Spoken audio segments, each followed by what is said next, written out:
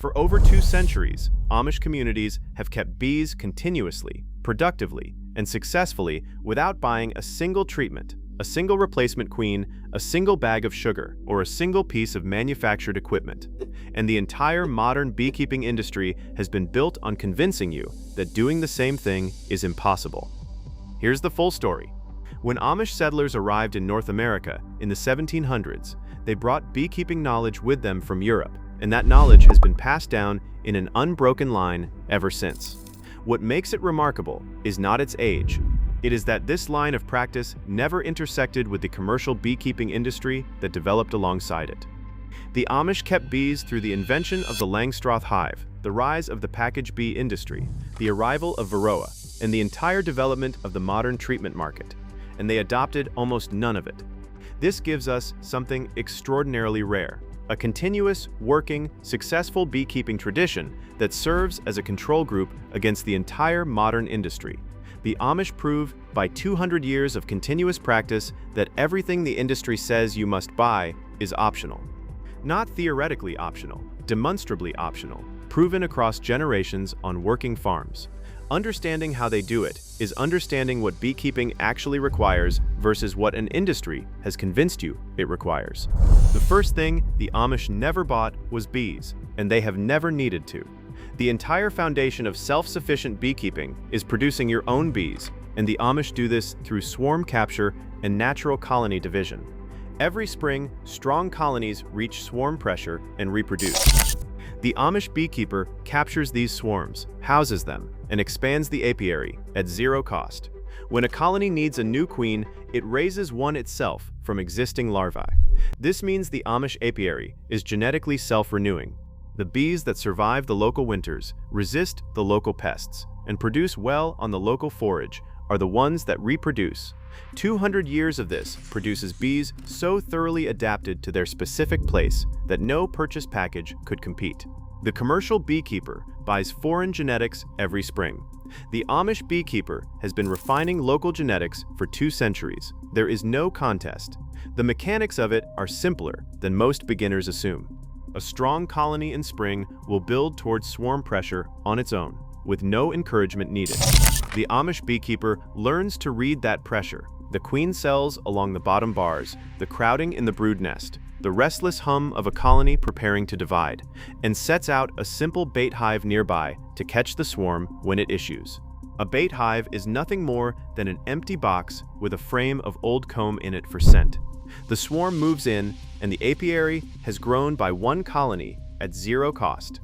Where the commercial beekeeper fights swarming as a loss of production and a problem to suppress, the Amish beekeeper treats it as the apiary reproducing itself for free.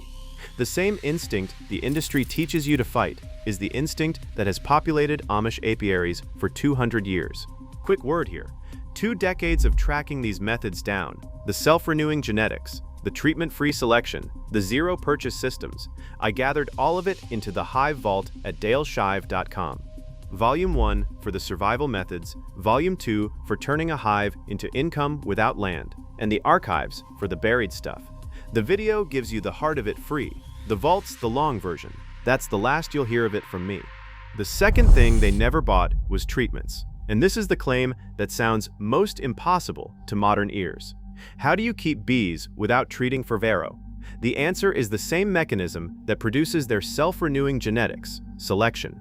The Amish never rescued failing colonies with chemical intervention. A colony that could not manage its own mite load died, and the beekeeper propagated from the colonies that survived. Over generations, this brutal but effective selection pressure produced bees with genuine, heritable resistance to Varroa, hygienic behavior, mite-biting behavior, brood development timing that disrupts mite reproduction. The commercial industry took the opposite path.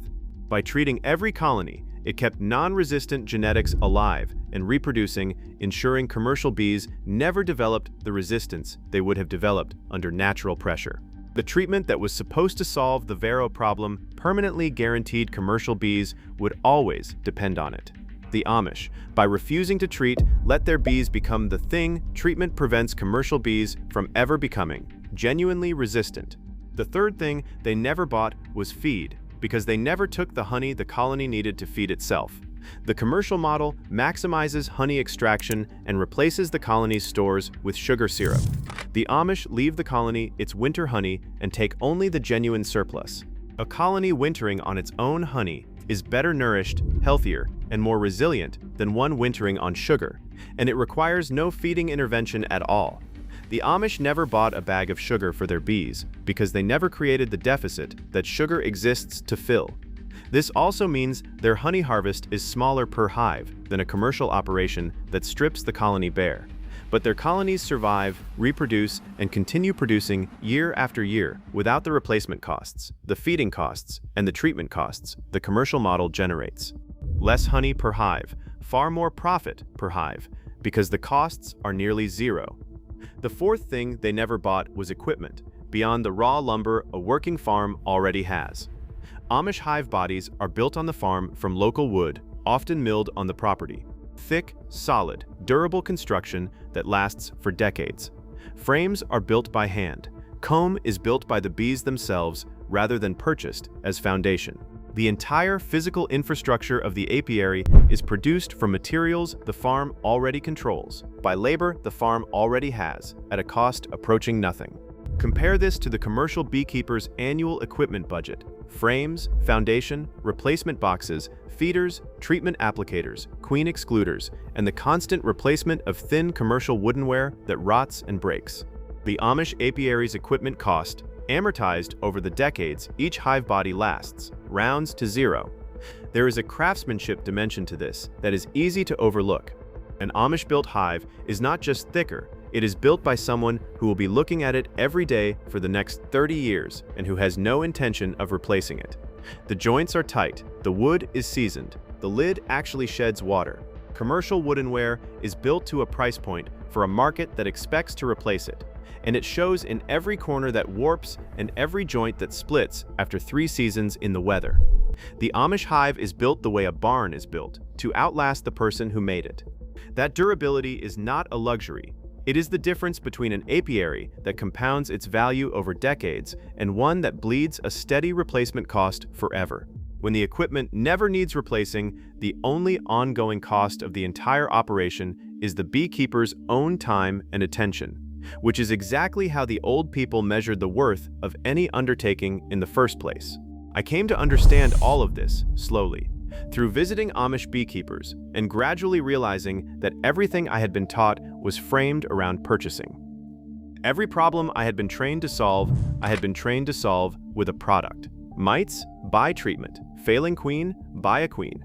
Winter losses? Buy wraps and replacement packages. Empty stores? Buy sugar. The entire structure of my beekeeping knowledge was a structure of purchases.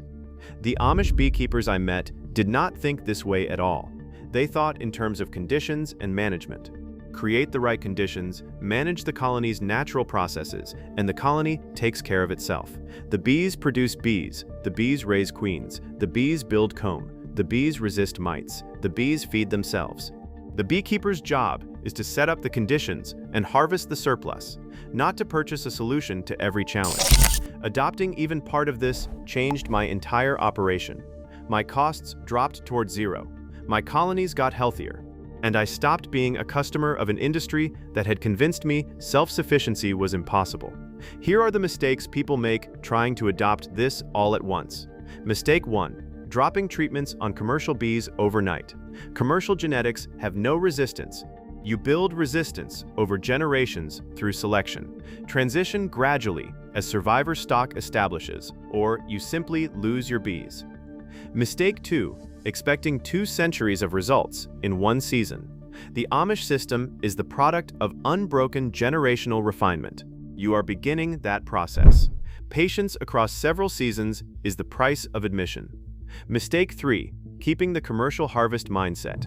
If you strip your colonies bare and then try to winter them, treatment-free and feed-free, they die. The self-sufficient model requires leaving the colony what it needs.